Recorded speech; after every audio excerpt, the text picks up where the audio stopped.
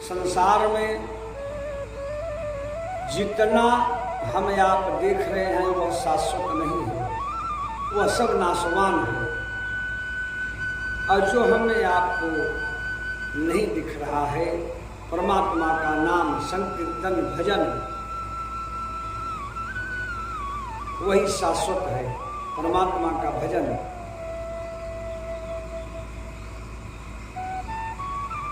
और नाम के अलावा जितना भी है ना वह अपूर्ण है। परमात्मा का नाम है, परमात्मा के अलावा कुछ भी पूर्ण नहीं है। तो इसलिए भगवान का नाम जो है वह हमारे सभी पापों से वह मुक्त कर देता है। और कलयुग के लिए विशेष बताया गया हमारे संतों के द्वारा। बाबा गोस्वामी तुलसीदास जी तो अनेक बार लिख दिए, कहे कलयुग केवल नाम यधारा, सुमेरी सुमेरी नर उतरहि पारा। कलयुग केवल भगवान का नाम ही आधार है, और भगवान का नाम सुमिर सुमिर के इस भवसागर से उस पार चला जाता है मानव। तो यह निश्चित जान लीजिए कि परमात्मा के नाम के अलावा हमें आपको इस भवसागर से कोई उतारने वाला नहीं है।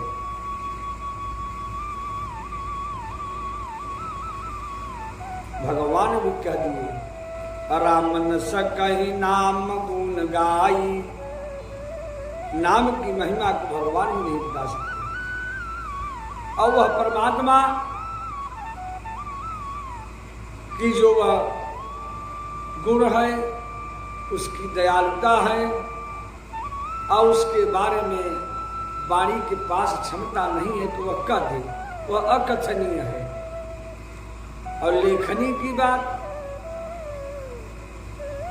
जितने सागर हैं, नदियां हैं, तालाब हैं, सबकी स्याही बना दिया जाए, और जितने वृक्ष हैं उन सबका लेखनी यानी कलम पेन बना दिया जाए तो उस परमात्मा के बारे में लिखा नहीं जा सकता। वह कल्पना करने की बात है, वह अनुभूति करने की बात है। वह वाणी के पास क्षमता नहीं है कि वह बता दी उस परमात्मा के बारे में। समझत बनई न जाई बखानी, अकथनीय शब्द रामचरितमानस में आया है। तो यह समझ लीजिए प्रभु हमारे आपके लिए क्या नहीं करते, लेकिन यह जो माया रूपी यह जीव है, यह जीव भैया कहता है यह तो मैंने कर दिया। जब बन गया तो उसको मैंने किया, और जो बिगड़ गया उसको भगवान ने किया। तब परमात्मा के पास वो चले जाते हैं कि भगवान की इच्छा थी। और जिस दिन मनुष्य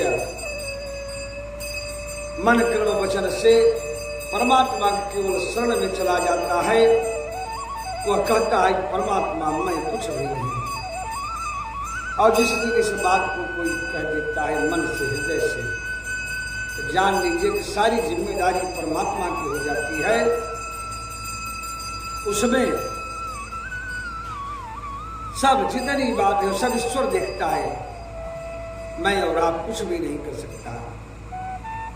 तो इसलिए मेरे भाई बाप यह जान लीजिए कि आपको हमको संसार को इस भ्रम में मत रहिएगा कि जो मैं कर रहा हूं वह हमको प्राप्त नहीं होगा, वह निश्चित रूप से प्राप्त होगा, ये जान लीजिए। क्योंकि जो बोया जा रहा है वह हमें आपको प्राप्त होगा, वह काटना होगा, उसको दूसरा कोई नहीं काटेगा।